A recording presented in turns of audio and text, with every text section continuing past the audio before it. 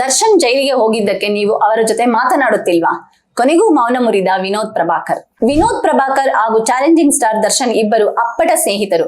ಈ ಹಿಂದೆ ನವಗ್ರಹ ಹಾಗೂ ಇತ್ತೀಚೆಗಷ್ಟೇ ರಾಬರ್ಟ್ ಚಿತ್ರದಲ್ಲಿ ಒಟ್ಟಿಗೆ ಕಾಣಿಸಿಕೊಂಡಿದ್ದ ಈ ಜೋಡಿ ತೆರೆಗಿಂತ ತೆರೆ ಹಿಂದೆ ಒಟ್ಟಿಗೆ ಕಾಣಿಸಿಕೊಂಡಿದ್ದೇ ಹೆಚ್ಚು. ಇನ್ನು ದರ್ಶನ್ ಕಳೆದ ವರ್ಷ ಚಿತ್ರದುರ್ಗದ ತನ್ನ ಅಭಿಮಾನಿ ರೇಣುಕಾಸ್ವಾಮಿ ಕೊಲೆ ಪ್ರಕರಣದಲ್ಲಿ ಜೈಲು ಪಾಲಾಗಿ ಇದೀಗ ಜಾಮೀನಿನ ಮೇರೆಗೆ ಬಿಡುಗಡೆಯಾಗಿದ್ದಾರೆ. ಜೈಲಿನಿಂದ ಹೊರಬಂದ ಬಳಿಕ ಈ ಹಿಂದೆ ಇದ್ದ ಹಾಗೆ ಇರದ ದರ್ಶನ್ ದೊಡ್ಡ ಬದಲಾವಣೆ ತೋರುತ್ತಿದ್ದಾರೆ. ಮೊದಲು ದರ್ಶನ್ ಸುತ್ತಮುತ್ತ ಇದ್ದ ಯಾರೊಬ್ಬರೂ ಜೊತೆ ಕಾಣಿಸುತ್ತಿಲ್ಲ. ದರ್ಶನ್ ಇದ್ದೆಡೆಯೆಲ್ಲ ಕಾಣಿಸಿಕೊಳ್ಳುತ್ತಿದ್ದ ಕೆಲವೊಂದಷ್ಟು ಮಂದಿ ಕೊಲೆ ಪ್ರಕರಣದ ಬಳಿಕ ಕಾಣಿಸಿಕೊಳ್ಳುತ್ತಿಲ್ಲ.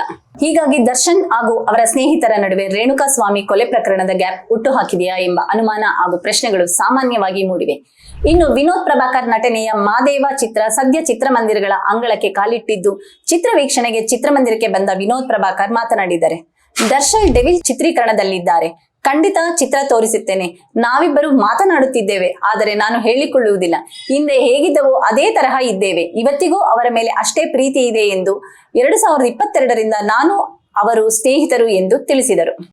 ನಮ್ಮ ಈ ವಿಡಿಯೋ ನಿಮಗೆ ಇಷ್ಟವಾದಲ್ಲಿ ಲೈಕ್ ಮಾಡಿ, ಶೇರ್ ಮಾಡಿ, ಸಬ್ಸ್ಕ್ರೈಬ್ ಮಾಡಿ.